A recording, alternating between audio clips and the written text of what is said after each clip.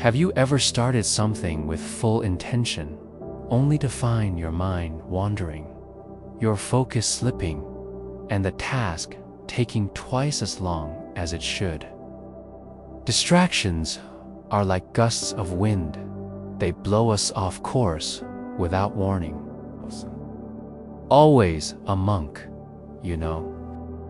I once lived in a bustling city, juggling tasks and chasing ambitions, only to realize that I wasn't accomplishing as much as I thought. One day, an elder monk sat me down and asked, "Why do you scatter your energy like sunlight through a cloud? Focus it, and you can set the world ablaze." His words stayed with me, and over the years, I learned that focus isn't about eliminating distractions entirely. It's about training your mind to stay with what matters most. There's a story we monks often share. A traveler once visited a monastery and asked the abbot, "How do you get so much done without ever rushing?" The abbot smiled and said, "When I eat, I eat. When I walk, I walk. When I work, I work." The traveler, confused, replied, "But everyone eats, walks, and works."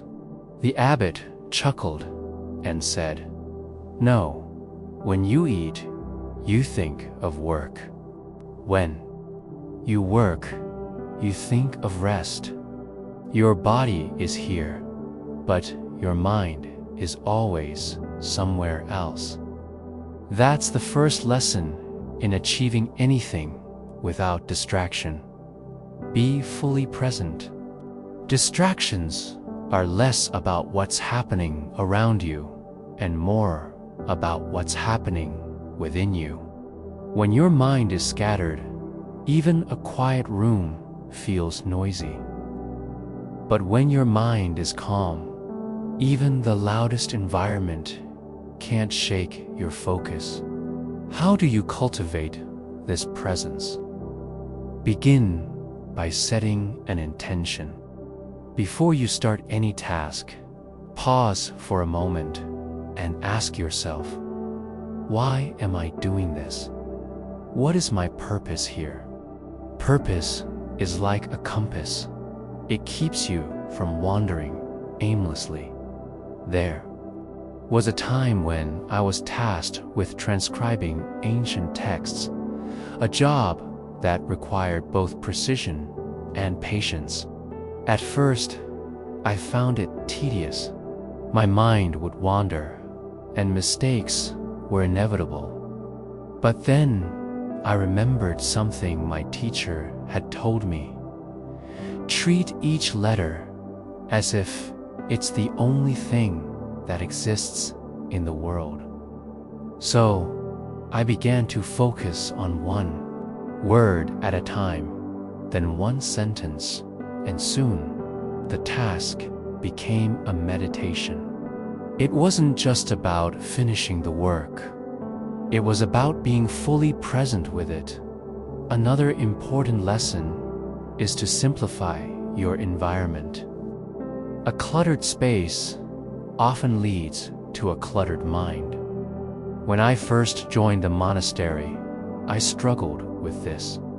My teacher noticed and said, "Your mind is like a room. If it's filled with too much, there's no space to move."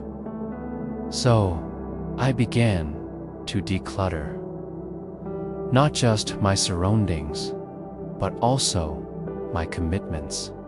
I learned to say no to the things that didn't align with my priorities.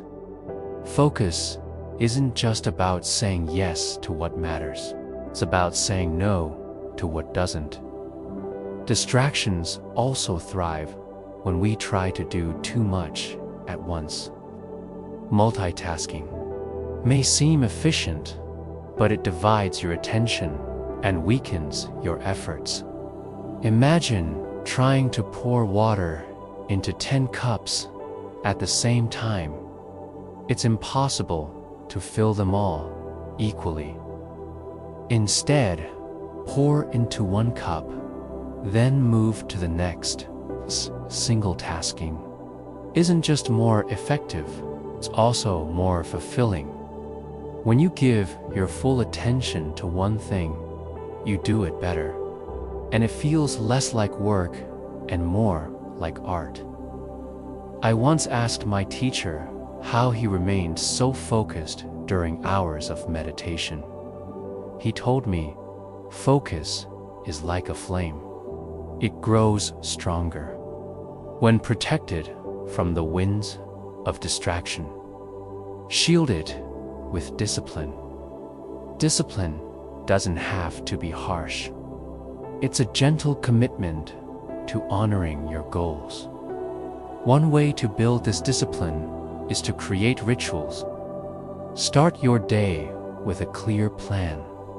Set aside specific times for work, rest, and reflection.